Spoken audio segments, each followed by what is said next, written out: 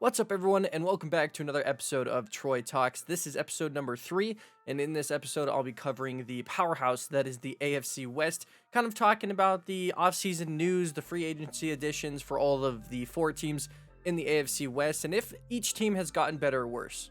In the first 2 episodes, I talked a lot about the Denver Broncos, so if you want more general information, you can watch those, but this time I'll be going through the entirety of the AFC West. We're going to start at the bottom and make our way to the top, so let's start off with the Denver Broncos.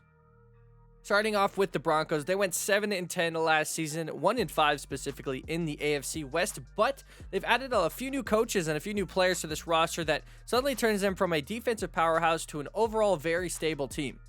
The Broncos have obviously made huge changes with the coaching staff, going from a very defensive-minded coaching staff last year to a bit more offensive this year as Nathaniel Hackett comes into the head coach position. First time he's a head coach in general. He was previously an offensive coordinator. Then they're bringing in Justin Outen to the offensive coordinator spot. He was previously with the Green Bay Packers as a tight ends coach. And then last but not least, Ejiro Evero comes in the defensive coordinator spot, previously the Los Angeles Rams secondary coach. If you watched the first 2 episodes, you probably know a lot about the Broncos free agency, but obviously the biggest addition, Russell Wilson coming in at quarterback. Finally, some stabilization on the offense for the Denver Broncos, but 2 very huge pickups in Randy Gregory and DJ Jones heavily helps their defensive line, especially that Von Miller is out, and this team now becomes an overall powerhouse instead of just a defensive powerhouse that we've been seeing for the last 5 or 6 years.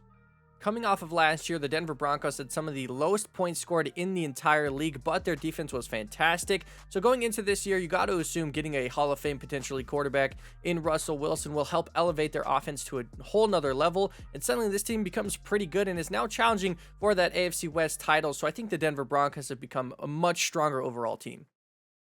Now we move to the Los Angeles Chargers, who went 9-8 overall last season with a 3-3 record in the AFC West specifically, but they retained a lot of their winning ways from last season as they re-signed Mike Williams to an extension, a 3-year, $60 million contract. He had 76 receptions, over 1,100 yards, and 9 touchdowns. He had an incredible season, but wouldn't be having that incredible season without Justin Herbert, who came off of a 5,000-yard performance with 38 touchdowns in his only second year of the NFL. So you can only assume he will get better this year, and the Chargers offense still look to be incredible. And to help with that stacked offense, the Chargers decided to go and get themselves some defensive weapons, trading for Khalil Mack, a 2nd round this year and a 6th round next year for Khalil Mack. They also got J.C. Jackson and Sebastian Joseph Day for the defensive additions in free agency. So now suddenly this defense is incredibly good after having a pretty rough performance last year. They had a lot of injuries though as well, so you can't take them out completely. But now this overall Chargers team seems to look pretty good going into this season. And while the Chargers did have the most points allowed in the AFC West, they were only 6 points away from the Chiefs in the most points for. So obviously the offense is incredible. I talked about the free agency additions on the defense. So this Charger team will also be contending for the title against the Chiefs and now the Broncos to see who can be the best team in the AFC West. And now we get into the second best team in the AFC West last season, the Raiders, coming in at 10-7. They were 3-3 in their division. They had a couple of big changes and a big re-signing, obviously, in Derek Carr, but Josh McDaniels comes in as that head coach, previously replacing John Gruden. He was an offensive coordinator with the New England Patriots, so should only help their offense become a bit better. And obviously the huge deal of Derek Carr, 3-year, $121 million contract. That is money for a franchise quarterback, so the Raiders heavily believe in Derek Carr. And now we move on to the free agency acquisitions here for the Raiders. Davante Adams being probably the best receiver in the NFL. He comes in to help an offense that has not had a wide receiver one in a bit of time. So he comes in and is a tremendous help. He'll get Darren Waller open even more as well. Those two are going to be a tandem to watch this year. But they also brought in a couple of defensive additions, Chandler Jones and Bilal Nichols, both on the defensive line. Chandler Jones coming off a crazy season last season for the Arizona Cardinals. He'll help out Max Crosby get some separation. Same with Bilal Nichols on the defensive line to really make their defensive line even better. That being said, their defense is still a struggle. They still have a bad secondary problem. So we'll see if that decides to make or break their season this year to try and get that top AFC spot.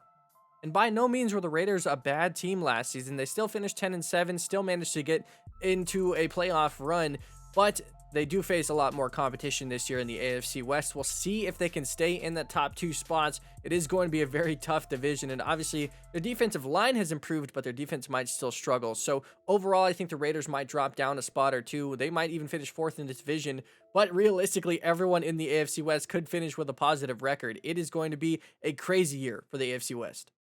Now moving on to the best team in the AFC West last year, the Chiefs at 12-5 overall. They went 5-1 in the AFC. They had a lot of big changes and not really for the greatest, as they lost Tyrann Mathieu. He is still in free agency, so he could still re-sign, but as you can see in the free agency additions, they did sign Justin Reid as his replacement, so it's still up in the air if he's coming back, but he was a defensive leader and a great player for the team. But they also traded away Tyreek Hill to the Miami Dolphins. They got a decent bit back for him, but they lost the fastest receiver in the NFL, essentially, and a big part of their offensive scheme to the Miami Dolphins. They also did have to franchise tag Orlando Brown, so they're going to have to figure out a contract for him. He is a franchise left tackle for the team, so they're going to need him back on a big contract soon enough. But moving on to the free agency additions, that obviously I talked about Justin Reid replacing Tyrann Mathieu.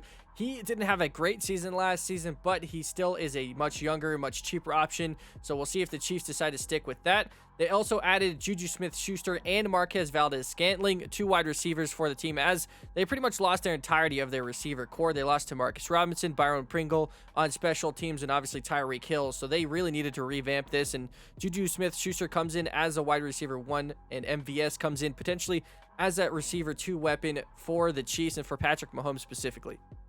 With the huge changes that the Broncos, Chargers, and Raiders have all made this season, I don't think Chiefs are the top lock for the top spot in the AFC West anymore. They really have to compete for that spot, and I think they got a tad bit worse this year with a couple of those losses that I mentioned earlier on. So the Chiefs really have to compete, and now this AFC West division is up for grabs, and it's going to be an exciting race to see who takes it. Make sure to let me know who you think is going to be the top dog here in the AFC West, as I think all 4 of these teams are playoff caliber teams. So it'll be a very fun race to the end, but that will conclude this episode. Thank you guys for watching so much. My name, of course, Troy with Troy Talks. We'll see you next time.